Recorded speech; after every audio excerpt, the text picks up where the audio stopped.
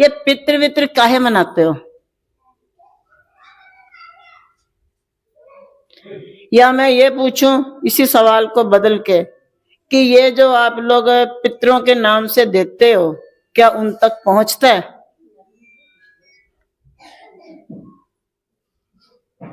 किसी ने देखा कि किसी के पितर ने आके कहा लिया तो मैंने समोसे आज खुआए, बहुत अच्छा मैंने मिल गया, ठीक है तू जिंदा रह? किसी को पता चला कुछ? तो फिर आपको किस ढंग से, श्री गुरु नानक देव जी के टाइम की बात है, कहीं विचरण पे चल रहे थे, आगे मिल गया सेठ दुनी चंद, वही श्राद्धों के दिन चल रहे थे, और उसने जो है कहता बाबा जी बैठो लंगर छको, आज मेरे बापू दा श्राद्ध है। वो कहते अच्छा, कहते मैं तो खा लूंगा, पर ये दस कि मेरे देने खाने पे तेरे पिता को मिलेगा या नहीं मिलेगा? कहते क्यों नहीं मिलेगा महाराज, आप खाओगे तो मिलेगा नहीं, इसीलिए तो खिलाया जाता है। कहते पुत्र मेरे फला फला जंगल में चला जा, वहां पर एक शेर बैठा बूढ़ा, आज वो 5 दिन से भूखा है, उसको शिकार नहीं मिला क्योंकि बूढ़ा होने के कारण भाग नहीं पा रहा, और उसको शिकार मिला नहीं और वो बूढ़ा बैठा हुआ है, तो तुम जो है जरा उनको देखिया, वही तेरा बाप है। अरे मेरा बाप शेर कैसे हो सकता है? कहते ये तो बाप से ही पूछ लियो जाके। बोला तो मैं जाऊंगा तो, पर वो शेर, पहली बात तो मैं उसके सामने कैसे जाऊंगा? कहते हम तुम्हें आशीर्वाद देते हैं, वो तुझे देख के कुछ नहीं गरजेगा, वैसे भी अब उसमें हिम्मत नहीं है गरजने की, बूढ़ा हो गया। तो तू जो है वहां चला जा, उससे कहना कि तुम मेरे को मिलो, मैं तुझसे बात करनी चाहता हूं। किस ढंग से तुम बात करोगे ये तो तुम जानो, पर मैं तेरे से बात करना चाहता हूं कि तुम कौन हो, क्योंकि गुरुमा जी पे बात पे भरोसा कौन करता है? आज का समय यही है। खैर उनके कहने पे अपने एक बच्चे को साथ ले गया और जंगल में पहुंचा। गुरुमा जी ने कहना तुसी इत्थे बैठना। गुरुमा जी के हाँ मैं बैठा हूं, जा तो मिलके आ जाके। चला गया वहां, तो वहां पे जब गया तो वहां मिलके आया, तो उसने प्रार्थना की, गर्जा नहीं वो, तो उसको देख के शेर ने यूं ही सिर हिलाया, मतलब अपनी तरफ से इशारा किया कि आजा। अब मुंह तो हिला सकता बेचारा, बुला तो पानी का नहीं। तो फिर क्योंकि गुरु महाराज जी का पीछे आशीर्वाद था, तो वो जो शेर था एक इंसानी आवाज में बोल पड़ा, कहते बेटा जो उन्होंने बताया ना, मैं वही तेरा पिता ही हूं, क्योंकि मैंने अपने समय में जब मैं मानुष तन के अंदर रहता था, एक तो मैंने हेरा फेरी बहुत की, गोलमाल, इधर से इधर, इधर से इधर, इसका माल ले लिया, इसको दे दिया, इसका ले लिया, उसको कुछ झूठ बोल दिया, इसको कुछ झूठ बोल दिया। दूसरा, अगर इसने फिर पूछा तो इसको गुस्से में खाने को दौड़ा, तो फिर आज कर लो यही कुछ, गुस्से में खा ले भाई जिसको खाएगा। लेकिन बेटा मैं अब सच में बूढ़ा हो गया हूं, मैं कई दिनों से भूखा हूं।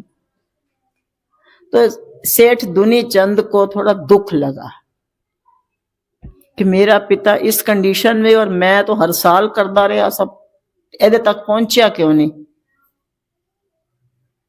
फिर उसको जो है उसने कहा शेर ने कि बेटा जो तेरे घर में फकीर आए हैं ना, उनके पास चला जा। हाँ यहां हम एक बात याद करा दे, सॉरी, गुरु महाराज जी ने उसको एक जल दिया था शीशी में कि जब तेरी सारी बात हो जाए तो ये जल उस पे छिड़क देना ताकि उसकी मुक्ति हो जाए।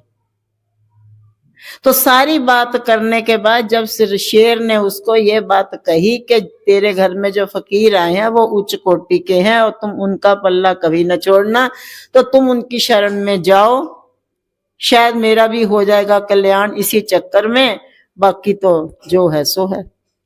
सारी बात करने के बाद उसने जो वही गुरु महाराज जी वाला जो दिया हुआ जल था उस पे छींटा मारिया, शेर चला गया अपने घर को, और अर्थात उसकी मुक्ति हो गई। ये वापस आया, बहुत गुरु महाराज जी की शरण में पड़ा। तो गुरु महाराज जी ने भी पूछा, और अब मैं भी आपसे ये बात पूछती हूँ, फिर अगर जब हमारा किया हुआ पितरों तक नहीं पहुंचता तो फिर क्या करना नहीं चाहिए? क्या कहते हो भाई लोगों?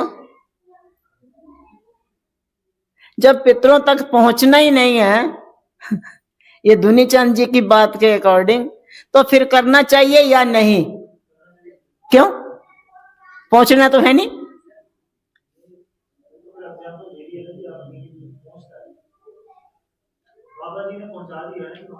तो बाबा जी ने पहुंचा दिया ना। बाबा जी साढ़े को कितने अंदर पे ये बता सकते हो कि ये शुरू किसने कर दिया? ना मैंने तो किया नहीं, तुमने किया हो तो पता नहीं। हमने ऐसे काम मैं नहीं करती। वो बाबा जी बैठे हैं, उनकी याद आ गई। कल बैठे बैठे बाबा जी की बात हमको एक बात में बहुत अच्छी लगती है, पास बैठेंगे तो वो कोई ना कोई सत्संग की बात जरूर चला देते हैं। तो कल कहते हैं बाबा जी, भाई जी एक गल दसो, ये श्राद्ध वराद जो करते ये शुभ है या अशुभ है? ये माता बैठे थे सामने, माता बोली अशुभ भी नहीं है कि शुभ होना।